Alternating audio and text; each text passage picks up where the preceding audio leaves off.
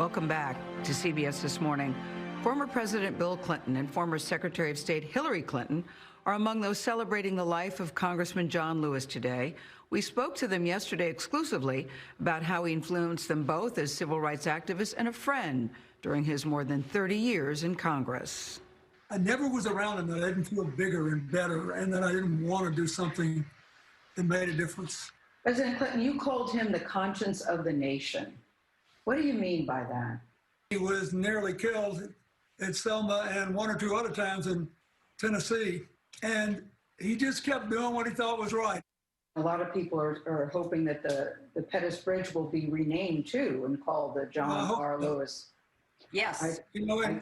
In 2000, I was holding his hand walking across the bridge on the 35th anniversary. Then Hillary was a senator, and both of us walked across with him. And then he walked across with President Obama. He was always there. Whether he was tired or full of energy, he was always there. He showed up to honor people and events he believed in. Someone said about him that he never made you feel guilty, he just made you feel responsible. Do you think that's a true characterization of him? Very good. Yeah, absolutely. When you first heard the news that we had lost him, what was your initial thought?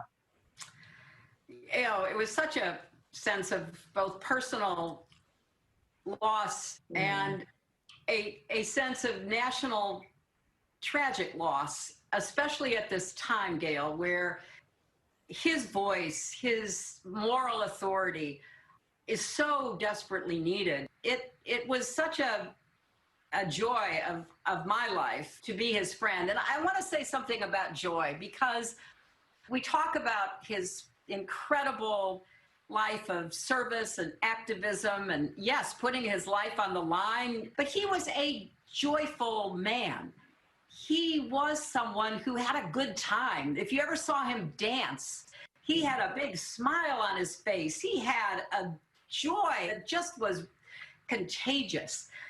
I like what President Clinton said, Madam Secretary, about him showing up, because I think the fact that he showed up at a book signing for you at a Costco, I look at that picture, but when I think of a book signing, I don't think of Madam Secretary Hillary Clinton and Congressman John Lewis at a Costco together. I just remember, looking up, and there he was. I was so surprised, and he had that smile on his face that I love seeing, and he goes, "Wow, I was in the neighborhood and thought I'd come by, see how you were doing." That's the kind of friend he was. What does this loss mean to the country, do you think, especially at this particular time?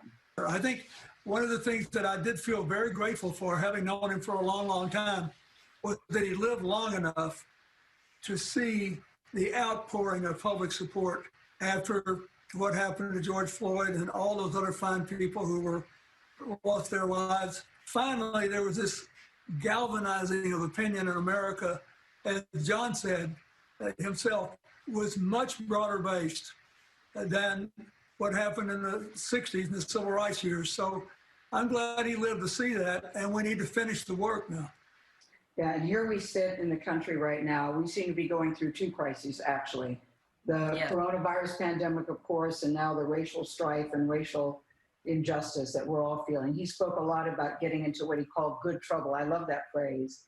What does that look like to both of you as we try to move forward and heal during this time? I think we have to remember that the great genius of John Lewis, through all those years in Congress and all those years in the civil rights movement, was that he knew how to make good trouble, and he knew how to heal troubled waters. It's a matter of heart as well as mind, and he was a genius at it. The rest of us need to be searching for that perfect pitch he had.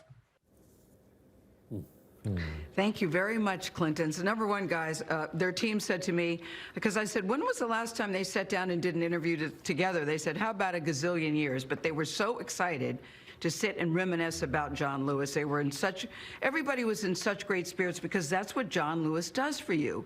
He just makes you feel good. You know, it's so hard to process his loss, but he left us with so many wonderful things. Bill Clinton told a story that before he was going to endorse him for a particular race, he said, well, I need you to do something about environmental justice first. And he always had words of advice for people. He never made you feel guilty. He just made you feel responsible.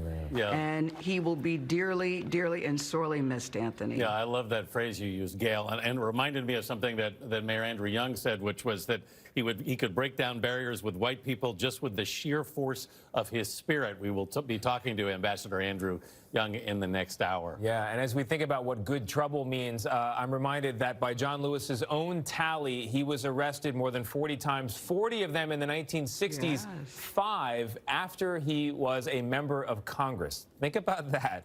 Congress, Yeah. yes. All right, Yes. And Tony, he was willing to be arrested again, too. I know. That's He the was thing. looking He was at willing 46. to be arrested Yeah. again for something that he believed in at 80. Yes. Absolutely Yes. right.